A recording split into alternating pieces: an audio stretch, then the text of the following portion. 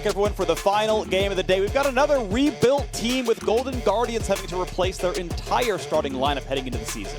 Yeah, this was pretty unexpected, I think, for them going into the offseason. They had a video about how they were planning on trying to keep these players, but due to the nature of the business, they didn't have the money they wanted, things happened, they lost their whole roster. So they decided to kind of flip it on its head. Look at a different way of rebuilding the roster, and this feels like a bit of the future of the LCS style. If you cannot compete for the championship right away, go young, look for future stars, look for players who could be the face of your org in a year, in 2 years, when you could be pushing for a championship at that time. And they rebuilt, they got 4 brand new players, 2 coming straight out of collegiate, and then they have Stixxay as well, who has been a long-time veteran in the league, who could hopefully lend some of that experience to help teach some of these players.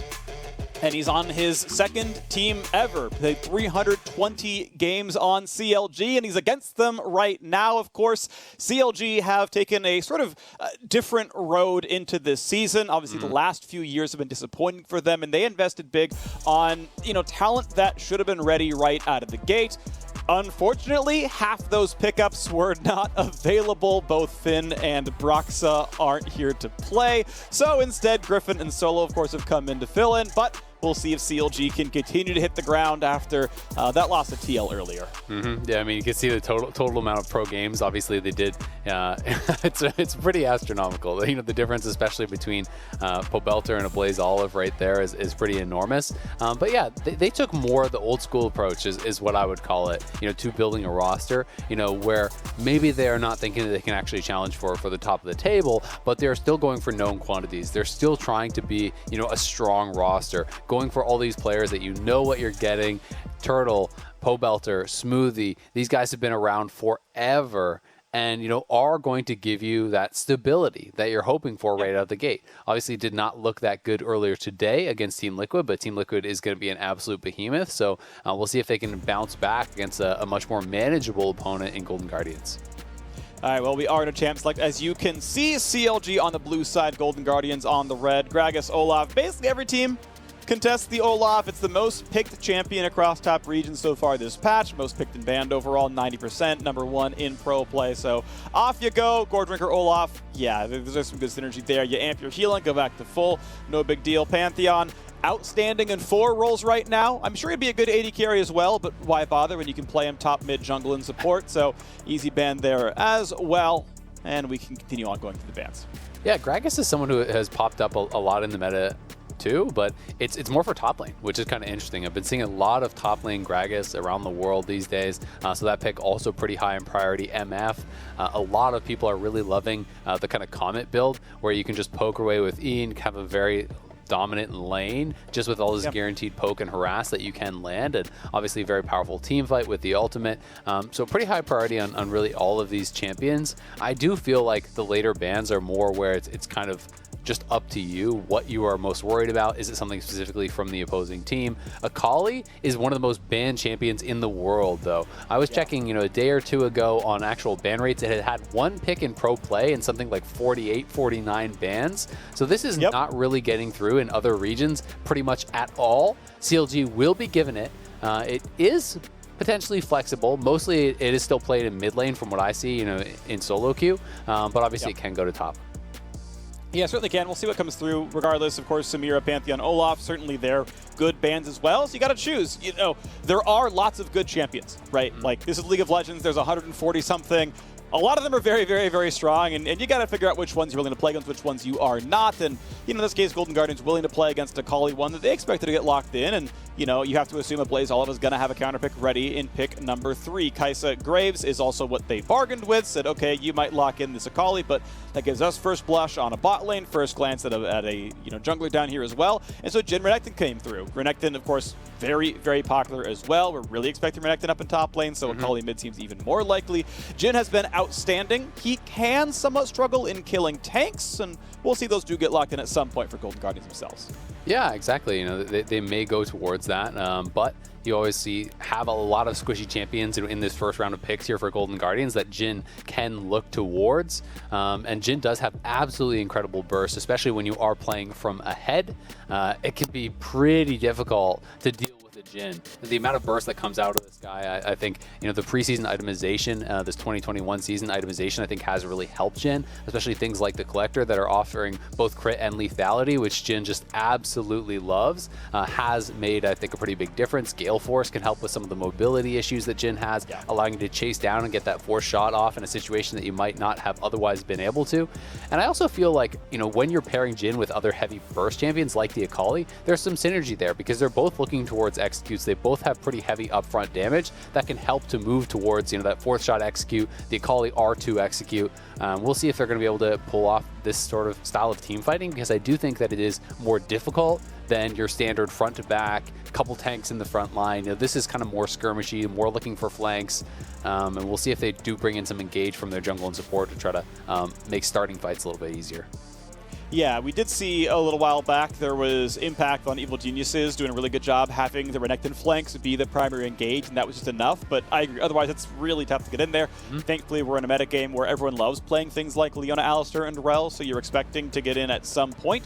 Talia and Nidalee the bans, by the way, on the Golden Guardian side, expecting top lane to be a focus, get rid of the most common magic damage junglers that would complement Renekton very well. Meanwhile, Niles, he's a carry player. He wants to play something explosive, something fun, and so Gangplank is going to be the lock-in. Now, you can't ignore Gangplank, but he is still there to be a damage dealer, and he is still there to participate, you know, on that side in fights, which means Golden Guardians still have no front line, and are really just relying on TF so far for the engage. Yeah, I'm expecting that we'll get some sort of an engage, you know, out of the support for their last pick is what I would assume, and then you can have setups where, you know, you drop the GP ultimate on them, your support goes forward, tries to look for some sort of an engage there. And GP also, you can answer the Renekton point and click stun, you know, orange out of that, hopefully avoid any sort of combo from the junglers that we've been seeing. We've been seeing a lot of Renekton Talia. Renekton Nidalee was very popular last year. These types of combos can be pretty frightening, but Sejuani going to be coming in, so CLG rounding out their composition with more frontline. This does give them some engage as well. Obviously, the Sejuani ultimate can sometimes be a bit unreliable, but you know, that paired with the Alistar, which is very reliable, can be sometimes nicer to use that Sejuani ultimate as the follow-up out of a Renekton stun or out of the initial engage from the Alistar to just guarantee that it's not going to be dashed out of or avoided, you know, with something like a Kai'Sa ultimate. So some pretty heavy engage here to round things out for CLG, but they're a relatively short-range team overall. This is a team that wants to fight, that wants to scrap, find different angles to get those engages, and really knock down Golden Guardians, who are looking to draft something that feels a lot more kitey. And with the Galio coming in, you know, Galio is more follow-up engage or counter engage than he is as a primary engage. Like, yes, you can flash and try to taunt, but you could just get headbutt out by the Alistar. That's not, you know, as reliable as something like a Leona or even the Alistar himself. So Golden Guardians, it feels more like they are going to be trying to kite and disengage from CLG and try to win that longer extended fight. I think they're going to play the map as openly as they can. Four of them are, you know, global or quasi-global, right? Even, you know, the Kai'Sa and the Galio can get in from pretty far away. Obviously, GP ult from anywhere on the map. TF has most of the map for range as well. So you're right. The conventional engage is going to be tough. You can TF into the back line with the Galio over top, and that can kind of work, but that's not really the look. It feels like a split push heavy team. The problem is who's going to answer the Renekton pretty well, because off of Ruin King plus Gore Drinker, like it's gonna be tough to win the 1v1. Yeah. I feel like as GP, but we'll see how it goes. We'll see what the mobility is going to look like here for Golden Guardians, as their roster is going to have their first game of the year, and Stixxay's first game off of CLG. Likely saw his old teammates lose to Team Liquid not long ago. Since it's a bunch of groups of 5 teams, someone's got to play twice in a 5-game day. It is CLG who drew that straw today. Someone else will do it tomorrow, and now we'll get to see what these players can show for us. CLG lost to arguably the best team in the league. Likely every other team will lose to TL as well. This one is time for CLG to shape back up and take down Golden Guardians if they want to keep themselves happy. And I think the answer, you know, as to who's going to answer the Renekton is just going to be probably Niles, but not necessarily trying to fight him or kill him, just trying to wave clear, right? We can see Golden Guardians looking for a potential late invade, maybe just going to get a ward down here from Newbie, but they decided to just back it up. Not even going to go for that. Because, you know, once GP gets to a certain point, as long as you're not getting dove and you're way behind, your wave clear becomes very, very effective, and it can be difficult to dive GP from that situation, you know, especially if he does go for a little bit more of tanky build, a little bit more of a defensive build early on. Sometimes we will see people, you know, just do things like picking up a little bit of HP with some ruby crystals and things early on to make sure that they're not just going to get completely obliterated in a dive. And if Niles can do that and hold on there, then there's the possibility of Ablazeolive playing the other side of the map, as you said, get out into that 1-3-1, have Newbie responding to both sides, potentially TF, as well as that Galio coming in and trying to pick on those side lanes and maybe get Niles ahead. Nice little taunt. Cannot catch Turtle, though. Would have been a whole lot more damage if they did get that one. Regardless, decent trade. Stixxay gets a hit in. The support trade blows. That's a little bit of damage. Didn't kill any minions, so just the baseline Q damage.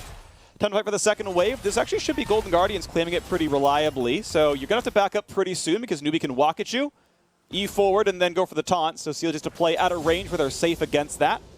And you can see under your turret is that range, so they're fine right now, but it means they... I believe might have had to drop 1 CS. End of the day, it's not going to be a big deal. Ablazeolive gets the early push in against Pobelter. A little bit of Q poke, walks in, takes an auto back as well. Not too bad.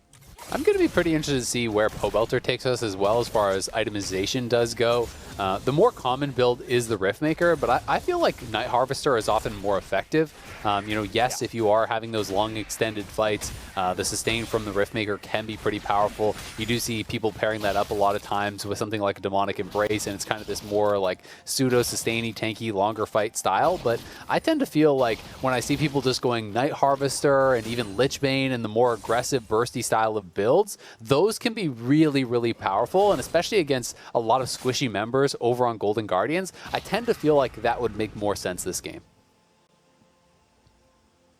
Yeah, I'm actually a big fan of Night Harvester. I think it's an incredibly underrated mage mythic. Even so far as to say you don't have to go Luden Seraph every game. You can just go Night Harvester and just manage your mana better and you know, be burstier sooner. And that could be a really strong way to go about things. Also nice in this season is Lichbane no longer has mana on it, so you can feel a lot better buying it on champions like Akali, and don't feel like you're wasting money on, you know, a Sheen with a mana crystal, because that doesn't exist on that recipe anymore. Golden Guardians, very small gold lead overall to the squad. Some of that just Twisted Fate and Gangplank exists, so doesn't really mean much just yet. Bot lane pretty equal, mid lane very slightly TF favor, but not doing too much overall. Trade of blows across the 80 carries. You can see that they're all trying to stay far away from the gate supports, right? Get to the other side of the lane, let the tank sit in the brush, make sure you're out of range of their stuff. Yeah, exactly. And you know, to speak a little bit about those kind of non-mana items, you know, one of the champions that we do see actually going for not a mana item a lot of time is TF. TF often going for that Hextech Rocket Belt, you know, just helping more with the utility and the engage, being able to dash forward, perhaps land that gold card a little bit more easily. Plus, obviously, with the additional mana you can get back from blue carding, you don't always need that. And TF is more of that play style where you're looking to just push and reset constantly anyway. So you don't always need the additional sustain from a Lost Chapter style of item. So it'll be cool to see where Ablazeolive does go. You can also go for, you know, Night Harvester and those heavy burst style of builds on TF. But for pro play, I don't really think we'll see it. And even in solo queue, it's a lot less common. Well, under the turret goes the Golden Guardians duo lane. It's probably going to take me a second to see Stixxay and not say CLG. So, you know, excuse me if I get that wrong once or twice this game. I mean, even with the 2 Gs, like, it looks like a C and a G a little bit. So, Solo, though, meanwhile, gets to play a more aggressive laner. Doesn't have to play the backside of a, you know, Malphite matchup against the best top laner that's ever spoken English, maybe. Alphonse really good, to be clear. Regardless, though, Solo gets some pressure, gets to shove in a wave, gets to take a very aggressive recall because of it, tracks the Graves, knows he's far, takes the wave between the turrets, and gets to walk back. That's always a good feeling, getting to walk back to the lane and not missing XP. This route, though, could mean a play. Flash knock up. Great flash needed for Newbie. That would have been a headbutt into a death every time. But now, this means a taunt into a re-engage, into a lot of CC, but first, it is answered. It is Stixxay getting first blood on the board before he loses his support as well. So another small gold lead to Golden Guardians. Ablaze all of TP's down and flashes away, but Palafox, sorry, no, Pobelter wants in. Got wrong P name, he was earlier. Either way, running away. Griffin now taking some damage, and Iconic's on the way over as well. Pobelter spots it, no plays. Okay, in the end, still pretty darn good for Golden Guardians. They end up getting the trait of TPs. It is first blood, just barely going over to Stixxay. He's not going to get dove, so he will be able to pick up that wave. And up on the top side, Niles just kind of farming away here, looking to poke. But the all-in potentially coming from Solo, and Niles is far up this lane. He's in trouble. He is almost dead. Eat some oranges. The barrel could mean a lot, though, and Solo has to walk away. And now TF is here. He was in bot lane. Now he's in top lane. He's going to find Solo. And oh, no! Oh! Niles! That's not what you're supposed to do! Fraser's disappointed in you. Down he goes. Oh my God, Solo showing up big. It looked like he had messed up, you know, slicing and dicing in. We see Ablazeolive popping the ult, and you're thinking, oh no, Renekton is gone. But with that ultimate up, he is very tanky, and he's able to just stay alive there, turning around and killing off Niles, who went too far. Popping the infamous Solo emote there. That's his favorite for sure, the camping icon. Really nice play from him.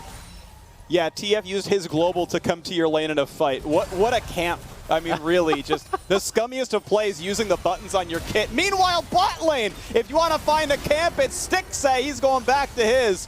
Down you go, CLG to a 3-1 start. That's the thing you learn about League of Legends. Never a fair fight. You know, these people, they're always calling their junglers over, calling their mid laners. Whatever happened to an honorable game of League of Legends? Nice fair 1v1 up in that top lane. Beautiful. So, 600 gold lead. Not bad for CLG. It's going to be an Ocean Drake claimed as well. Yeah. Look who's the mythical beast now. Griffin takes down Dragon. Apparently it's a hard counter. Who would have known? But it's nice to see it. We're getting him in early, okay? Look, he's not the intended starter. I've only got so many options to cast Griffin here in the LCS. I respect it. I respect it. Thanks, man. No problem. All right. But it was a pretty important kill up on the top side, honestly, because if you do fall behind GP in a melee matchup, you can get abused. Back down to that earlier play here. Smoothie looking for the flash in, but Newbie with the early flash gets out on the other side. And then this looked like this might go bad for Golden Guardians. Just barely Stixxay gets the first blood before Newbie does go down. Ablazeolive kind of getting caught out there, but Iconic was pathing down. And now back to live here up on that top side. Solo in trouble here. Yeah, he missed the barrel kill. Gets his off. Yeah, he's going to hold on to that one and look for some kind of a dive. He's got Smoothie nearby as well. Wanted to bait it. Not quite going to find that, but there's some nice honey fruit. Smoothie accidentally takes one of them away. I mean, it makes sense. I mean, I'd probably eat a honey fruit smoothie. But either way, back into the top lane, Solo going to feel comfortable enough. Still has his 10 CS lead, still has his kill. He's going to be doing just fine up there as Griffin takes down a blue buff. Doesn't need to get that one over to Akali either, but will do so. Pobelter pings on the way and gets extra energy for the laning phase being even easier. Yep, and we'll see how they want to try to play this out. It looks like they're going to just use that pressure to go over towards the Rift Herald instead of trying to dive the GP or messing around with anything like that. They'll just have Solo shove it out, move over to the Rift Herald, and then use that to try to extend their lead. But CLG could be in some trouble potentially here as Golden Guardians making the move up towards Rift Herald now. And we do see that Pobelter is pretty far away from this play. And it looks like Golden Guardians are going to commit to it. Solo fighting Niles up on the top side, though. Big damage on both sides, 300 HP on both, but away they go. Ablazeolive gets himself stunned. Gold card comes across, ulti's over the top. Galio's going to show up, and it's a 2-4-0. Golden Guardians ties the game back up. Griffin is on the wrong side of this map, and make it a third in a row. Ablazeolive claims the kill. Nicely done there by Golden Guardians. It was CLG starting that up, but again, they were fairly split. You know, Pobelter was back towards mid lane. He didn't have the TP. Ablazeolive had mid prio. He was making the move first and had his ultimate available. And Solo moved back up towards the top side, so they were never really going to be able to actually kill off that Rift Herald very quickly. So Golden Guardians will win the fight, will pick up the delayed Rift Herald here. And CLG with a pretty botched setup and play there, just not really all on the same page and not with enough members in the area to actually take the fight. So they end up losing out big time. This is pretty nice. Golden Guardians with a very skirmish-heavy composition. The champions can get across the map really easily. Newbie, of course, easily able to ult in. Ablazeolive able to ult in. And you take any fight, you're going to outnumber him. It's well done. Yeah, exactly. I mean, Pobelter here, he's split towards the bottom side. You can see up on the top side, Solo is in trouble. So Ablazeolive just ults up towards him. Pobelter is always going to be behind the play as the rest of Golden Guardians just crash in here. Newbie dropping the ultimate, knocking up another member. And Pobelter was just never able to really get involved because intelligently, Golden Guardians engaged away from him. They didn't fight at a static location. They moved up towards the top side and just continued to kite away from that Akali. And that made it so they always were going to have that numbers advantage. And once Solo went down, there was not really any opportunity for Pobelter to join in on that fight. Well done, and it means the gold lead goes back to Golden Guardians. So 500 for them. Dragon on the other side, though. Solo going to be in this trade yet again as they go back and forth. The oranges get eaten. Solo gets the health bar pretty much back to equal, and they're both at 2/3. A nice little trade on that back end, but GP sitting in a pretty comfortable position, and it feels like it's getting harder for Solo now. Niles is kind of in his comfort zone, does have a lot of poke damage, with that grasp, the empowered Q coming through. It is a very similar playstyle to what GP did go for before, and it's always frustrating if you do fall behind. If GP gets into that comfort zone, it's hard to push, it's hard to pressure, and if you're too risky and staying in lane too long, you can kind of just get chipped out and potentially killed off by the GP, especially when he does have TF here to back him up in a lot of these situations. Well, Ablazeolive may be attacked here in the mid lane, a jungler on one side, support on the other. Newbie is nearby, but right now in Fog of War, no ulti, but has Flash Ignite, and of course there was a ward, and puts it down, says, wait a second, Smoothie's waiting for this one. So Ablazeolive, kites toward the ward, suddenly sees Sejuani, and he's like, and yeah, I'm glad I went to the right, not to the left, we are safe here. I went towards the Galio, no problems. But Dragon is up in 20 seconds. CLG could get drag number 2. Teleport down for both top laners, but Niles has GP ult. TPs are coming up pretty soon, though, so if the fight is late, they could still both show. You can see Solo taking his recall, wants to get almost Score Drinker. He might have the money for it. Just putting components together. Walking towards top side, but will have teleport if a fight breaks out. It could potentially lose some plates here, though, if he doesn't actually TP back to top side. I think Niles is going to be happy to just give this one up. GP ult if he needs to, but just try to get some turret plates down. Obviously, he has the empowered autos. His passive works on towers, so right there, he just knocked down 2 turret plates, and that's already, worth a kill, essentially. His team needs to be careful to not get engaged on, though. Newbie kind of moving up pretty far for nothing. TF ult pop, goes right in front towards Pobelter. Here comes the rest of the squad, and immediately burst him down. Could only Zhonya's. He can't turn invisible against TF, but here come the teleports. The front line is Solo. Got a lot of damage, but he's still locked down. Ablazeolive had a Zhonya's and gets away with it. Yes, a drag was taken by CLG, but Golden Guardians find 2 more kills. They get the 2 kills. They get the 2 plates up on that top side. Golden Guardians looking good, and CLG just not really looking very coordinated. They are playing with multiple subs, to be fair to them, but they just don't seem to be on the same page. Engaging while others are kiting out well. They're trying to position for a fight, and it doesn't feel like the communication has been there just yet. Iconic going to be able to drop the Rift Herald, collect a couple more plates for themselves. And it's actually going to be the Rocket Belt here for Pobelter. This is kind of the less common option. But it is, helping that positioning, helping with the wave clear, and even a little bit of burst potentially. Obviously, not quite as much as had he gone towards the Night Harvester, but can be a pretty strong option. Yeah, I mean, Night Harvester is the benefit of it. It has its own cooldown for every single champion, so you're guaranteed in a fight to get the burst damage on them. It's move speed on hit as well, so the move speed is in a way longer lasting. Because, oh, now I hit TF the first time. Another burst of movement speed. Great, that's going to feel really good. Rocket Belt does give you the the control for yourself. Like, okay, here is what I'm going to dash. Here's when I'm getting the move speed. I'm going to get damage onto you. And we'll see how it plays out as, once again, we get the replay. Yeah, so Newbie going in a little bit too early. They did force out the ultimate from Smoothie. That was kind of the one benefit of that. Then Ablazeolive ulting forward, gets that gold card onto the Akali. Obviously, the Akali revealed by that ultimate. Gets locked down, burst out, and then as Smoothie is, really backing off, obviously he can't really contribute to the fight. He's very low, he doesn't have his ultimate, but they're TPing in. Griffin, Turtle, and Solo are posturing to look for that fight. Perhaps Solo feeling like he had no way out after committing the teleport, but going in for that play was always going to be a one-way trip, as his mid laner was already down, his support was already leaving, and he just gets burst down very, very quickly. Was perhaps just hoping to at least trade his life for a Ablazeolive, but obviously the stopwatch put an end to that. Solo's on a ward, but he's got a jungler coming in a second. That's going to be a stun pretty soon. Niles going to be chased down. Easy stun, flashes, oranges. The ult's going to land. Beautifully played by Griffin. That's the mechanics you want to see on a Sejuani, and CLG find their 4th kill. Nicely done, getting that kill back here, and now potentially going to be able to pressure that turret a little bit, but Iconic is here to clean this up, and we can see Iconic is going for more of this life drain tank style of build of Graves. You can go for the Immortal Shield Bow straight into a Bloodthirster. That is one of the kind of variants that is fairly popular on Graves. You see some lethality builds that are okay, but mostly we have really been seeing more towards the Gale Force. That has been the most common in pro play by far. This is very scrappy, and if you're thinking, okay, this is a team that's going to have to burst me down, I can kind of see the line of logic where you have challenging smite, you have Immortal Shield Bow, you have a tremendous amount of lifesteal on top of your lifesteal from your runes, and as well as the fleet footwork, and just trying to be really, really tanky and allowing yourself to scrap in these long extended fights. Yeah, this was the goal of the Mythics, was giving you some level of choice. I think Graves has, reliably, I would say, 3, maybe 4, like, good Mythic choices based on game state. Similar here for Stixxay on the Kai'Sa.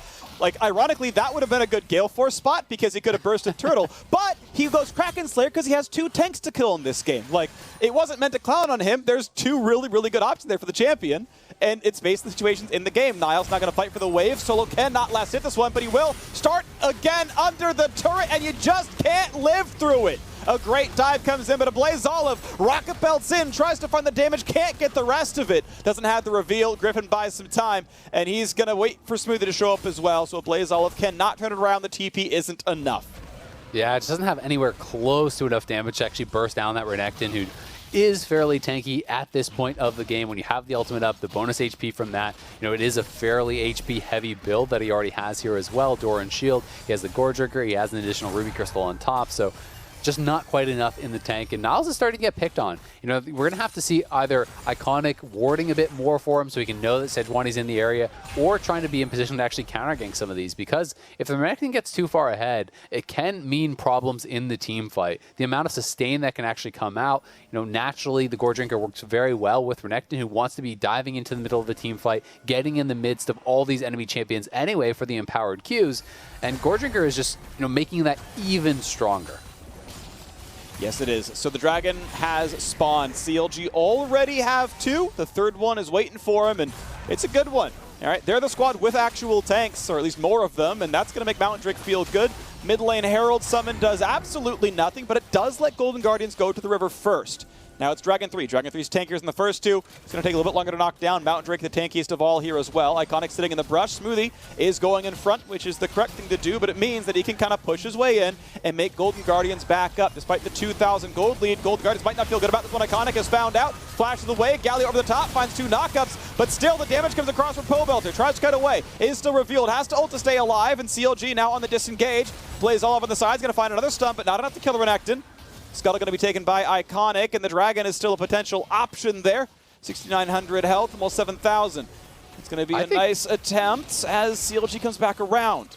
I think this should be Golden Guardian's fight now. Iconic has healed back up to full. A lot of the ultimates are already gone from CLG. I don't think they can actually win this 5v5. They're not, but a gold card not going to be found either. The Jhin trap, he flashes for it. Looks for WildTurtle, no cleanse available. One more auto. Kai'Sa shows up, and it's a second kill in the Smoothie, no problem. Golden Guardians got the Dragon, they get the kill. They're going to get the mid lane turret as well. Everything that they ever wanted. 4,000 gold lead to Golden Guardians.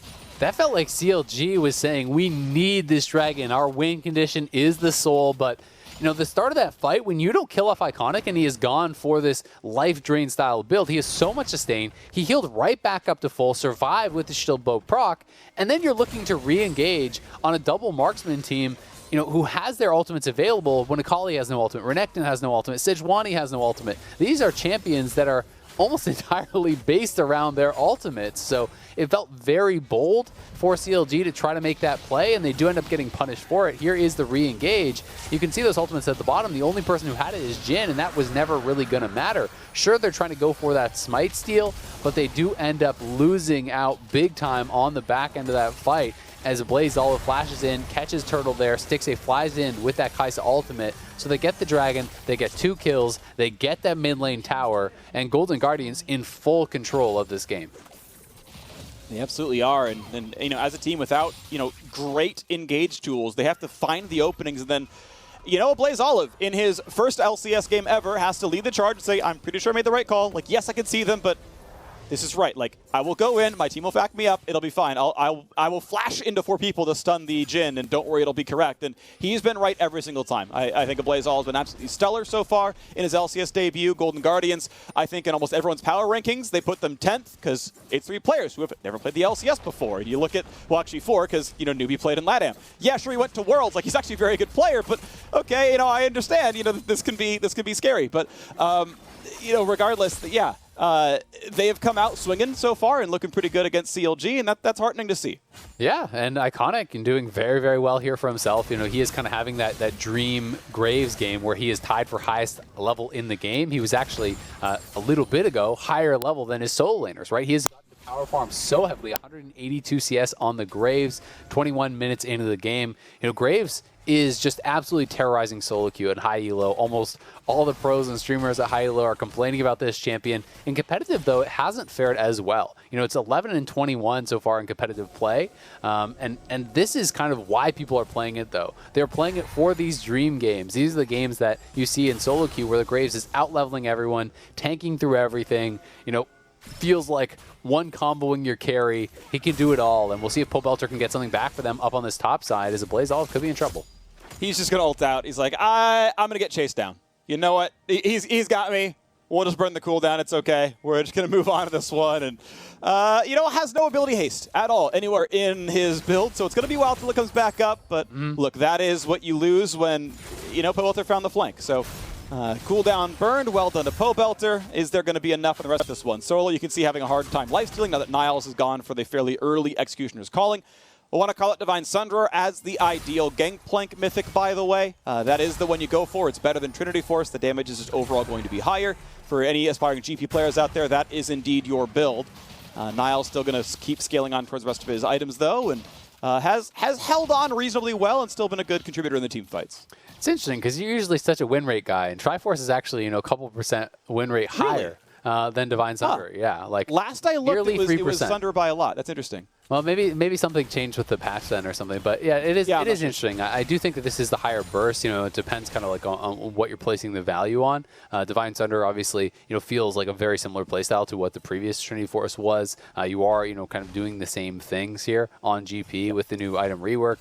He is a fan of some of these new items, but GP, you know, definitely hasn't been like dominating in solo queue by any means, but is never one of those champions that really does. But always still very, very effective in pro play. You know, coordinating with the ultimates, being able to survive these difficult lane matchups is something that a lot of the pros really do excel at, and it's just kind of always one of those champions in the same bucket with, you know, your Ryzes and your Azirs that always seems to be great in pro play. Yes. So now the group towards mid. 2 turret kills to 2, 2 dragon kills to 1. Gold difference still 4,000, though. Golden Guardians leading in that one, whereas the Dragons, of course, CLGs. But 15 seconds till Mountain Drake number 2 spawns, and it means Golden Guardian either ties that score or CLG goes to Soul Point. Once again, the team fight comp looks pretty good. They've got mythics done for everybody but Smoothie. He's getting close, though. And the Dragon up right now. Golden Guardians, once again, will be late to the play. CLG have control boards. They pop the Scryer's Bloom, and it's time for Golden Guardians to walk in. TF ult pop. Will they dive in time? Can they steal away the Dragon? Niles is CC'd. Will not be in range for the smite, but in comes Newbie. Gets it anyway somehow. Still grabs the Dragon, and the team fight comes in. A 1-for-1. Both supports are dead. Jhin opens up. Ablazeolive just walks in, tanks the shots. No big deal. They walk in for the Dragon, and it's 2-2.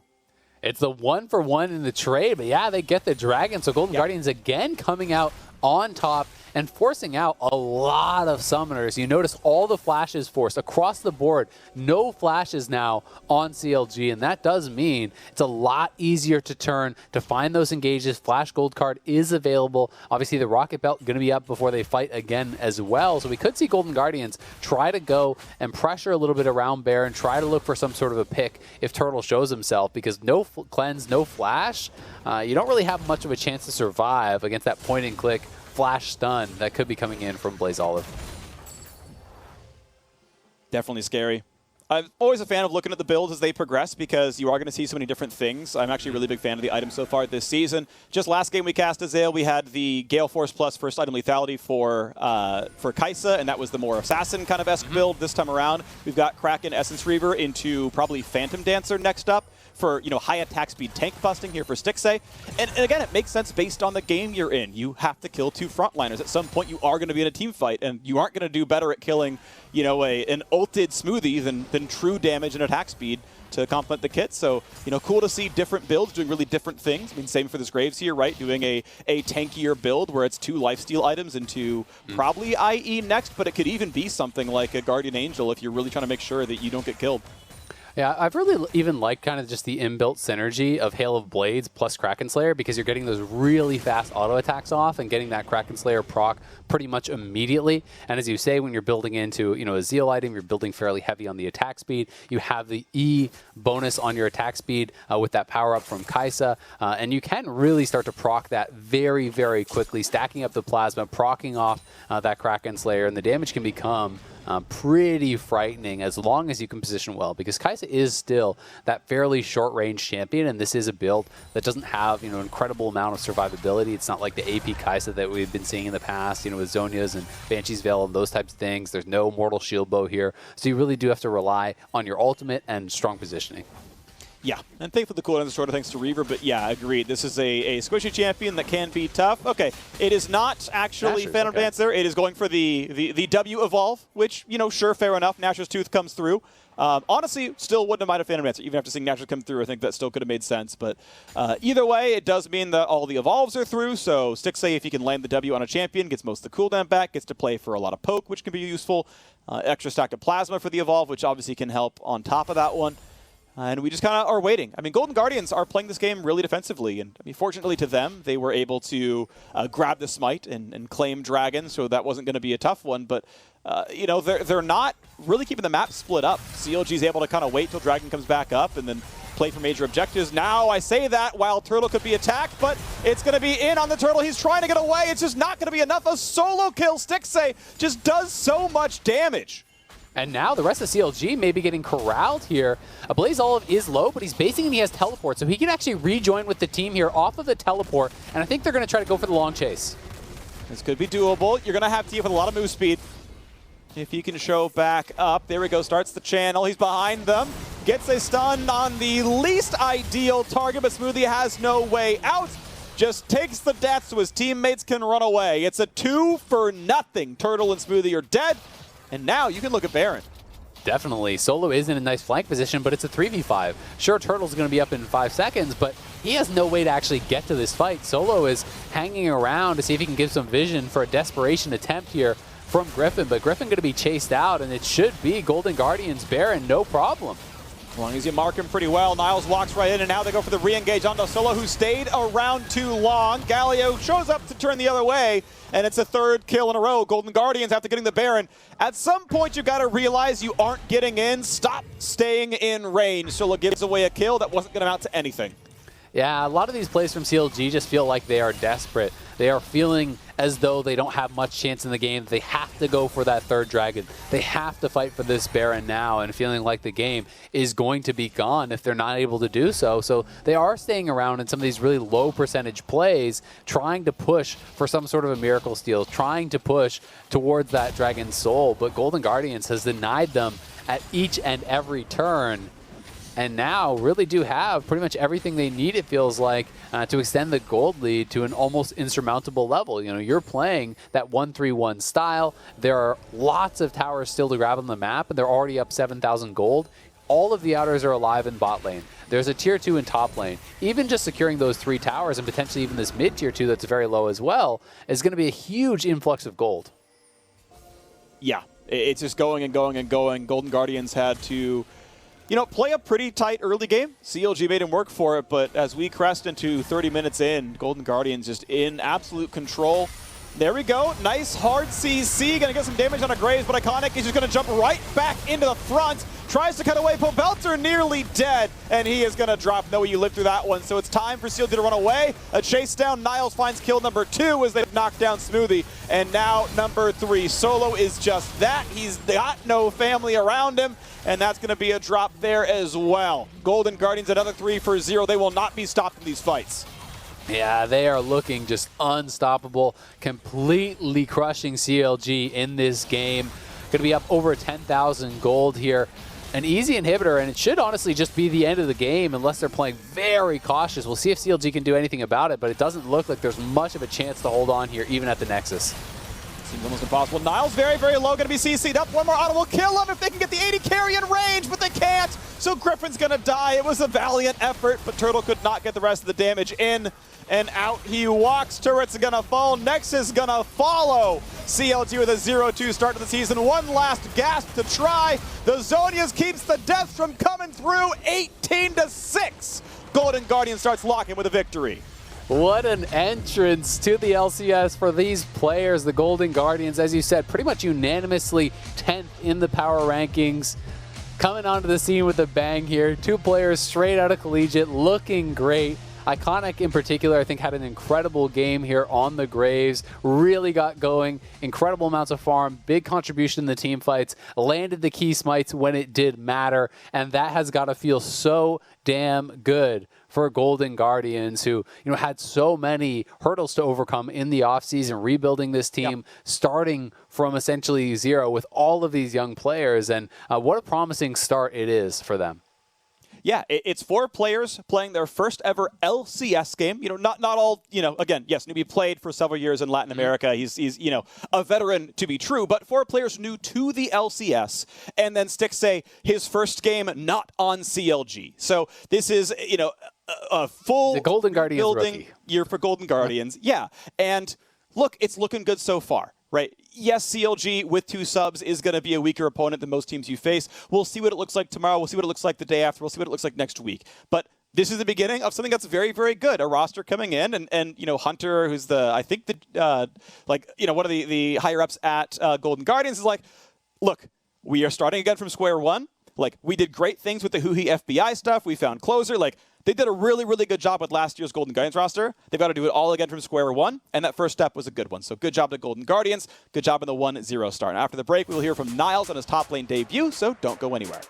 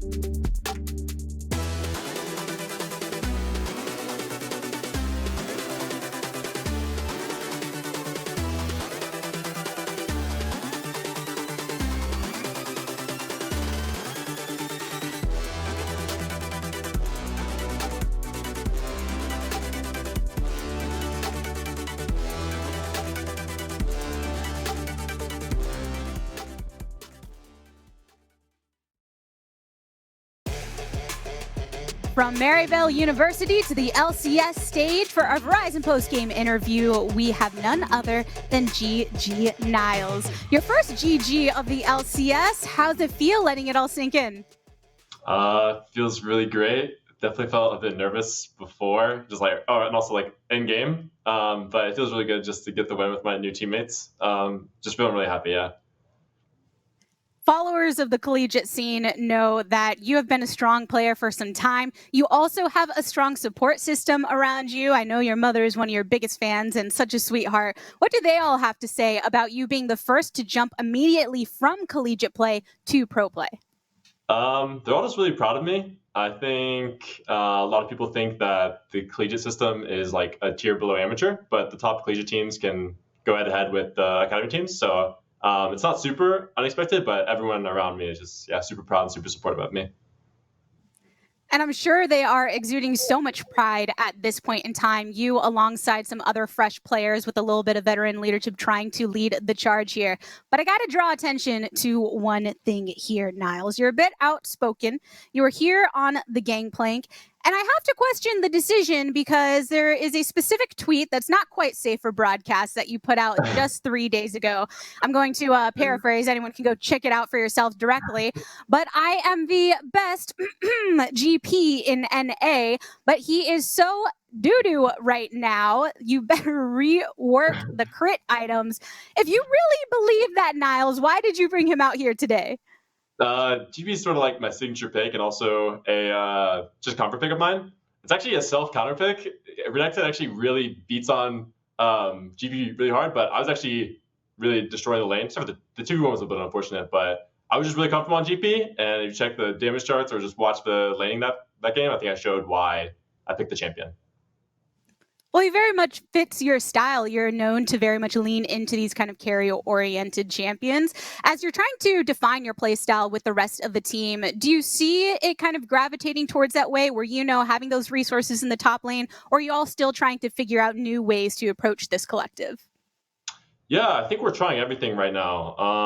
I trust every player on my team is really, really good. Like, I'm really impressed with them whenever we're practicing together. So we play all sorts of different styles. We're still experimenting. It's early in the season. But I'm definitely most comfortable playing carry top laners. But we're just experimenting everything right now. Now, as we mentioned on the broadcast, you are one of many new faces to come into the LCS. Not only is it a bit of a rebuild year for Golden Guardians, but just across the board with the changeover of personalities. As somebody that is coming into the LCS for the first time, what opportunity do you feel that offers for you to leave your mark on the league? I think that the biggest opportunity for me this year is just to prove that there are a lot of players that are either in amateur or collegiate or academy that like deserve to play at the highest level, and that the gap isn't that big. People think it's much bigger than it actually is. So I hope that's my mark that I leave, just proving that a lot of players that you haven't heard of yet can compete with the best. I'm sure this won't be the last time that we're hearing from you on the broadcast, Niles. Thank you so much, and congrats again on your first victory. Thank you so much. 5-pack games. First time we've had 5 on a Friday here at the LCS. And to break it all down, let's send things over to the State Farm Analyst Desk. Thank you very much, the Tigress. From collegiate to LCS and a victory to boot to kick things off. It was a fantastic comeback victory for the entirety of Golden Guardians, but that is where I want to start, Mark, the fact that it was a comeback victory, and CLG did make them work for it when it comes to the early lead that was built up and ultimately what they would have to overcome. Yeah, I think it speaks to Golden Guardians to be able to come back in their first game. And CLG, that it's not all doom and gloom or something. If people are already jumping on bandwagons, there's a lot of subs in right now for them. And they had some good ganks in the early game to actually get a gold lead. There was a series in the bot lane. They turned a couple down there. And that was the most impressive part for CLG was that gold lead. There was also Solo in the top side who did get the best of Niles for a little bit. Yeah, so we're going to take a look at some of those early ganks now, that lead that was built up by CLG. This is what you would expect from players like Griffin, Smoothie, WildTurtle, with lots of LCS experience that they can come out the gates swinging and take advantage of, in some cases, their less experienced opponents. But as we watch the remainder of these highlights play out. Aloran, this is where I want to turn to you. And talk about how Golden Guardians ultimately mounted their comeback, because when I look at this draft, when I look at the 5 champions chosen in isolation for Golden Guardians, these look like a difficult set of 5 champions to pilot to victory. There's no press R and win the game kind of situation here. Right. Well, so we heard from Niles himself that he is primarily a carry player, and this is exactly how he played in Collegiate. He would play champions like Jace and GP and Renekton. I think those are his best characters, specifically GP. He loves that character, so when they see that it's not banned, he's saying, pick me, GP. I don't care how bad he thinks it is right now. He's just straight good at the champion, and he was playing against someone as such a veteran as Solo. He played pretty well. Aside from a wee bit of an int in the early game when he got the gank from Ablazeolive, I think he played all right. Him and Ablazeolive were making their own plays with their teleports and their global ults, so I'm glad to see that these new players aren't afraid to get in there and do what they need to do to win the game. It's very easy as a new player to ask your coach, all right, man, put me on Ornn and let Stixxay carry the game. Or Ablazeolive says, okay, Syndra, and I'll wave clear the whole game. I'm glad they got their comfort champions. And if I were teams playing against Golden Guardians, I'd think more about what you want to do in the ban phase to get rid of comfort than ban for, I'd say, meta comps.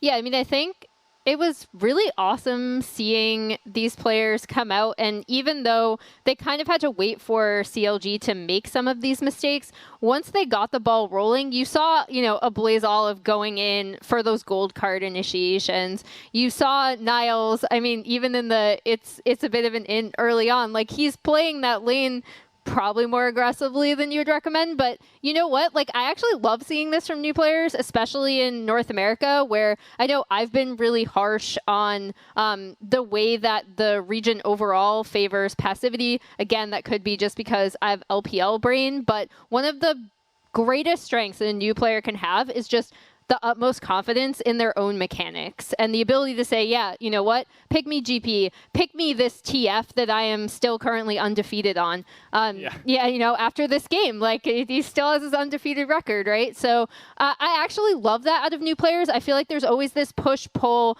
in coaching, and I've even heard it as someone who shadowed teams at scouting grounds where people are like, do we teach them be safe, back off, reset, all this stuff? Or are we just like, okay, you're playing the lane like a crazy person and here's where you could improve, but we like that. We like that you have confidence in your mechanics. I feel like this is something that NA kind of sometimes misses. So even though it's first game, obviously I don't think we should overreact to this. It's great to see this happen, and I'm really happy they had that confidence in themselves. Mark?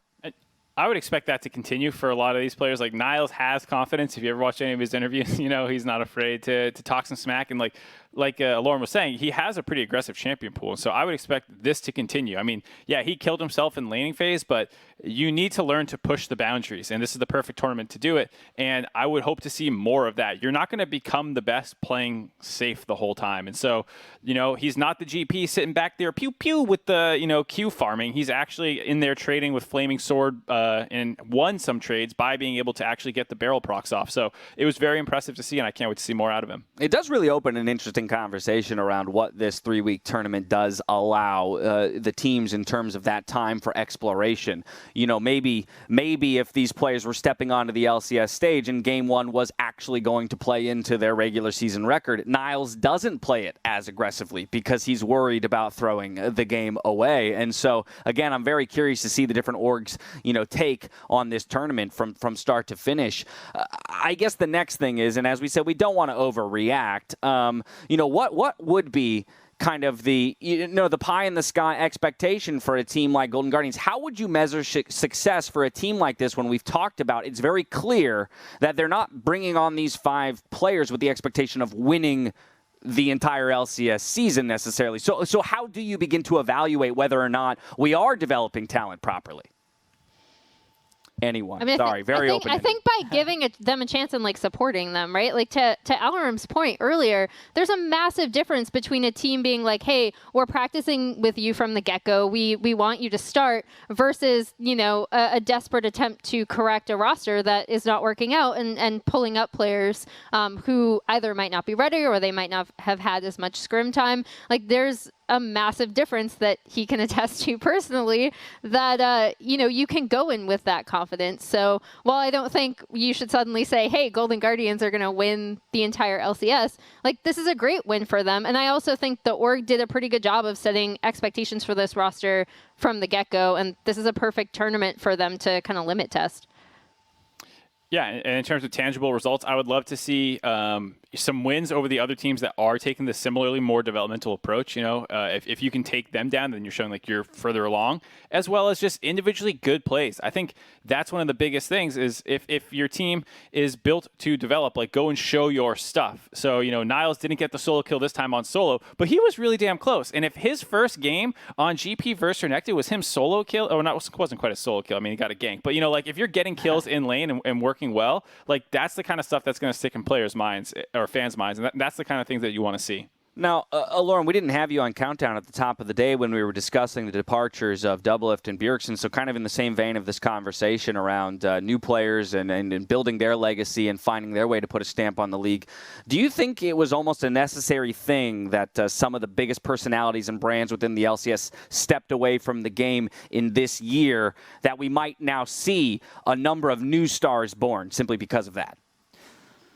Well, I don't know if necessary is the word for it. I think that a lot of these older pro players are starting to get a little tired of playing. It's a rough job being a pro player sometimes. You're playing all the time, and I'm sure they still love the game, but the drive might not be there. And then when you have the new guys in, that's when the drive gets refreshed.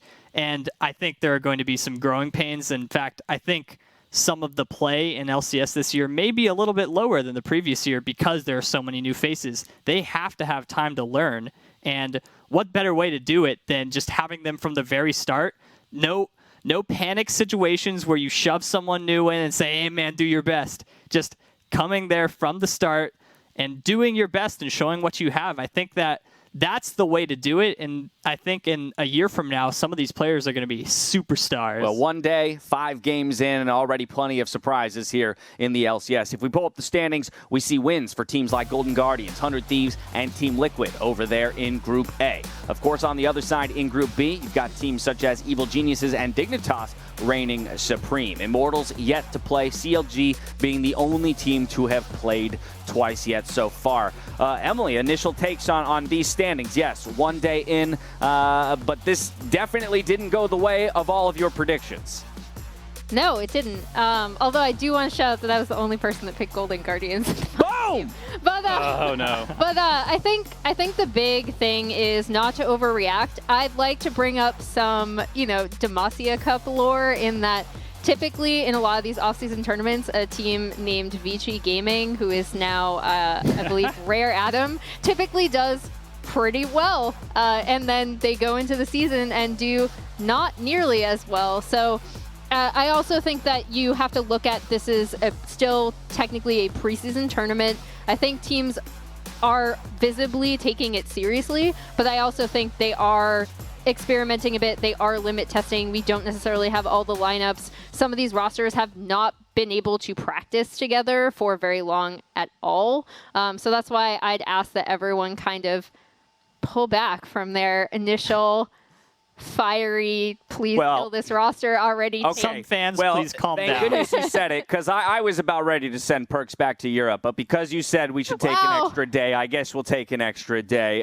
Talking about the games that we have coming at us, we do return tomorrow with LCS Lock In action. We're going to get a look at Immortals in Game 1 as they face off against Evil Geniuses. Then we got Golden Guardians looking to take down TSM with 2 more matches before we wrap things up with CLG versus 100 Thieves. So again, that first look at Immortals against Evil Geniuses.